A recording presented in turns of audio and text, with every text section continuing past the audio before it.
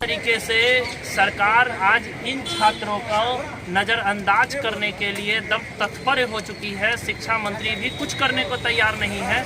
आखिर ये छात्र का भविष्य क्या? बड़े विकास की बातें करती है सरकार, बड़ी बड़ी बातें करती हैं केंद्र से लेकर यहाँ के बैठे मंत्रीगण, लेकिन आज इन छात्रों के साथ कोई आने को तैयार नहीं है, सिवाय जब मनोरंजन मिश्रा जी ने मुझे फ़ोन करके सारी बातों से अवगत कराया कि भैया ऐसी ऐसी बात है, मैं हर स्थिति परिस्थिति में छात्रों के हित के लिए मिन्हाज शमसी अभी बीएड वाले जो फीस जो बढ़ा दिया गया उसको लेकर के वहाँ धरना पर हैं। और इन मासूम छात्रों के साथ भारतीय लोकमंच पार्टी की तरफ से मैं यहाँ उपस्थित हूँ और इन छात्रों की ही जुबानी सुनिए कि आखिर जो है क्या हुआ है। बाबू क्या हुआ है जरा बताइएगा।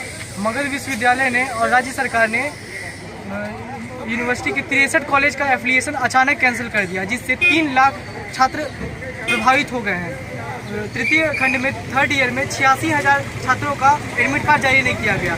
पिछले 1 महीने से हम लोगों का हाईकोर्ट पे तारीख है, लेकिन राज्य सरकार न ही हाईकोर्ट और न ही शिक्षा मंत्री, राज्यपाल, इनमें से कोई अपनी जवाबदेही के लिए अपने आप को जिम्मेदार ही समझता है। छात्रों के भविष्य के साथ इस तरह किया जा रहा है कि किसी को चिंता नहीं है। बिहार में बहार है लेकिन छात्र बेहाल है। आप देख सकते हैं हम लोग हाईकोर्ट का अभी लोग बताइए, स्टूडेंट का पढ़ने का काम है कि हाईकोर्ट का चक्कर लगाने का काम है, रोड जाम करने का काम है कि उसका किताब पढ़ने का काम है, लेकिन राज्य सरकार को नजर नहीं आ रहा। और इस तरह से अभी आपको हो सकता है यहाँ कम स्टूडेंट दिखते हो, लेकिन 3 लाख छात्र मगध यूनिवर्सिटी के इस रवैये से, राज्य सरकार के इस रवैये से प्रभावित है।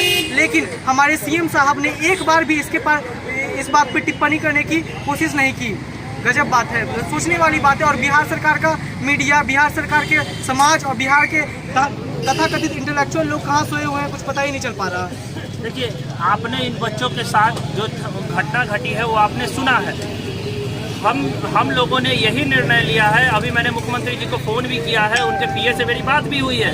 वहाँ से डेट देने की समय मुकर्रर हो रही है। जैसे ही डेट मिलती है मैं छात्रों के साथ मिल करके मुख्यमंत्री जी से मिलूंगा और इन समस्याओं को निदान करने का काम करूंगा। लेकिन मैं मुख्यमंत्री जी को कहना चाहता हूँ, ये मुख्यमंत्री जी छात्रों के भविष्य के साथ मत खेलिए।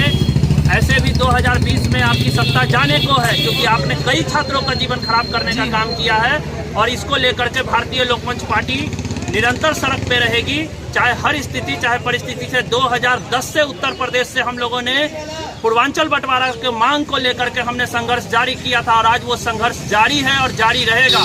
प्रधानमंत्री जी को सिर्फ और सिर्फ विदेश यात्रा दिख रहा है, छात्र परेशान है, देश तबाह है।